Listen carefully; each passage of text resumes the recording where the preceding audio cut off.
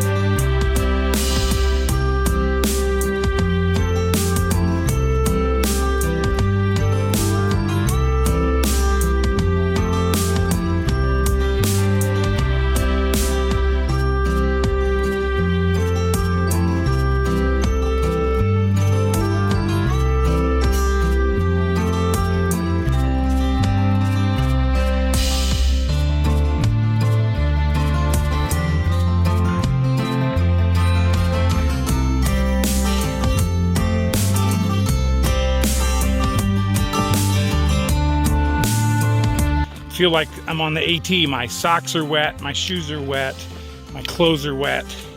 I put on wet clothes this morning. That was the first time on the entire trail thus far. But it's, oh gee whiz. I actually caught myself.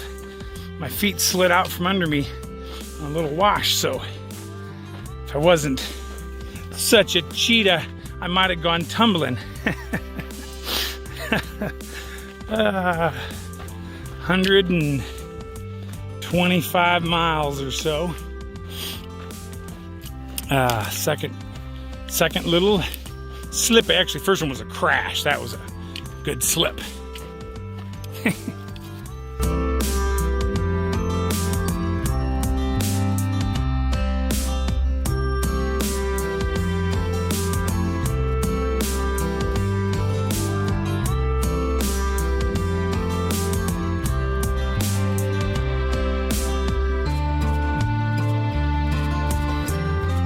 Well, here I am at the turnoff. Hang on. Turnoff for Mike's place. Sorry, there's the sign, and here's the side trail. It's 9:45. So been going for 3 hours. And not sure quite how far it is, but I guess it's a must-stop place for, for hikers. So I'm going to head down there, I suppose, and top off water and eat something, take a quick little siesta, and then boogie down the trail. Well, you can see the umbrellas floating in the sagebrush as hikers wind their way up this mountain. I ended up bypassing Mike's, so I decided not to do like 0.4 down and then back. Sounds like quite the place, so I decided not to go down there. So thankfully at the next little road crossing there were a couple jugs of water, so I went ahead and just drank a little bit and grabbed a little bit, so I was topped off for the next 10 miles. So that's where I'm headed, and there's hikers all around, so I'll probably pick up in a little while. Check it out over there. Hopefully you guys can see. Let me zoom in. Look at the snow. Hope I'm on the right spot. Sure I am. Can't see my screen very well, but anyhow, that's sweet. Let me back down.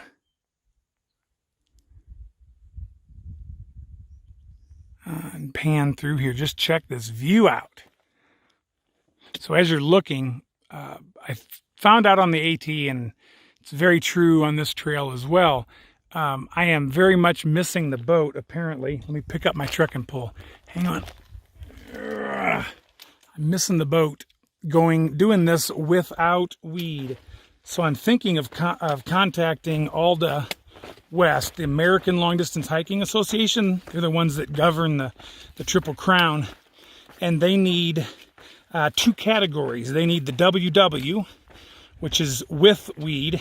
Then they need the WOW, the wow factor, for without weed.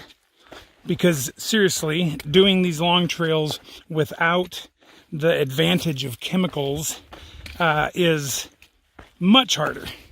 I left Mike's place, or the turnoff to it, and about got stampeded by a bunch of guys hiking through that were well medicined up on the free weed, apparently, down there. And so I just think we need to have a wow category doing this hard stuff without weed. What do you think? Well, made it to the water source, and it is just a trickle, but I'm thankful for it. Was able to top off my waters and drink some here, so gonna head on out and do a few more miles. It's only 2:30, so it's kind of warm, but I think I'll go a little farther. See, there's a bunch of hikers hanging out and getting some water.